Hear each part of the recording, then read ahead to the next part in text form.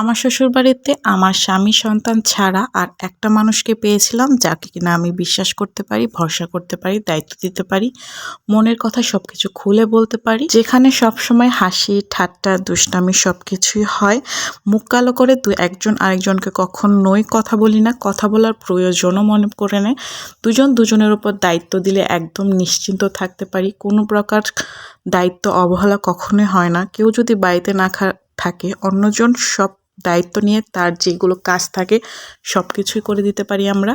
শুনেছি এই দুজন মানুষ সংসারে আসলে নাকি সবসময় ঝগড়া বিদ্বেষ হিংসে রেষারেষি লেগেই থাকে, কিন্তু আমাদের ক্ষেত্রে উল্টো। আমাদের ক্ষেত্রে কখনো ঝগড়াঝাটি রেষারেষি তো ছিলই না। মুখ কালো করে একজন আরেকজনকে কখনোই কথা বলতাম না। বলছি আমার একমাত্র দেবরের বউ মানে আমার জায়ের কথা। আমার মনে হয় আমি তাকে যতটা সম্মান করি সেও আমাকে ততটাই সম্মান করে। আমরা যে কয়দিনই একসাথে থাকি না কেন একে অপরের পরিস্থিতি বুঝে দুজনে মিলে সংসারের কাজকর্ম সব কিছু একসাথে করার চেষ্টা করি, কিন্তু আমাদের এই মিল মহব্বত কেন জানি অনেক মানুষেরই পছন্দ হয় না। কেন জানি আমরা দুজন একসাথে কাজ করলে বা একসাথে বসে গল্প করলে সেই মানুষগুলোর ভালো লাগে না। দেখা গেছে আমরা দুজনে একসাথে কাজ করছি বা একসাথে গল্প করছি বা যাই করছি না কেন সেটা খুব দ্রুত এলাকায় ভাইরাল হয়ে যাচ্ছে।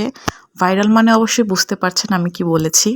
এমনকি আমাদের দুজনের মধ্যে ফাটল ধরানোর জন্য অনেক বেশি চেষ্টাও করা হয়েছে এবং হচ্ছেও এখনো পর্যন্ত।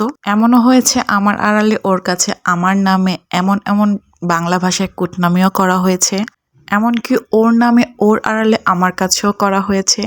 সেগুলো আমরা শুনতাম কিন্তু বুঝতে পারতাম না যে কি হয়েছে বা কি হচ্ছে বা কেন হচ্ছে। প্রথম প্রথম যখন শুনতাম তখন খুব খারাপ লাগতো, ভাবতাম তার জন্য আমি এত কিছু করি, তার জন্য আমি এইরকম ফিল করি, তার জন্য আমি তাকে এত বেশি সম্মান করি, কিন্তু সে এইরকম একজন মানুষ এইরকম করতে পারে ভাবাই যায় না। আমি জানতাম না আমার মতো তার কানেও এরকম মন্ত্র পড়ে ফু দেওয়া হচ্ছে।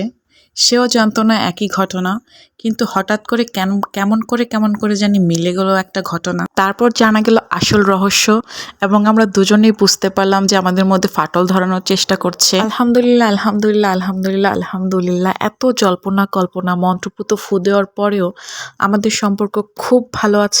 শুনেছি জাল নাকি কাল হয়, কিন্তু আমাদের মধ্যে এখনো কালের কোনো কিছু সৃষ্টি হয়নি ভাই। আর কেনই সৃষ্টি হবে বলেন? সে কি আমার পাতের ভাত কেড়ে নিয়ে যাবে, না আমি ওর পাতের ভাত কেড়ে নিয়ে আসবো?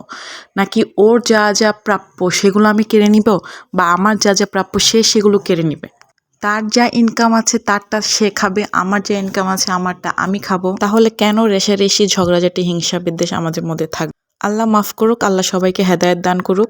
অনেক কথা বলে ফেলেছি। সবাই ভালো থাকবেন, সুস্থ থাকবেন, সবাই সবার পাশে থাকবেন। ধন্যবাদ।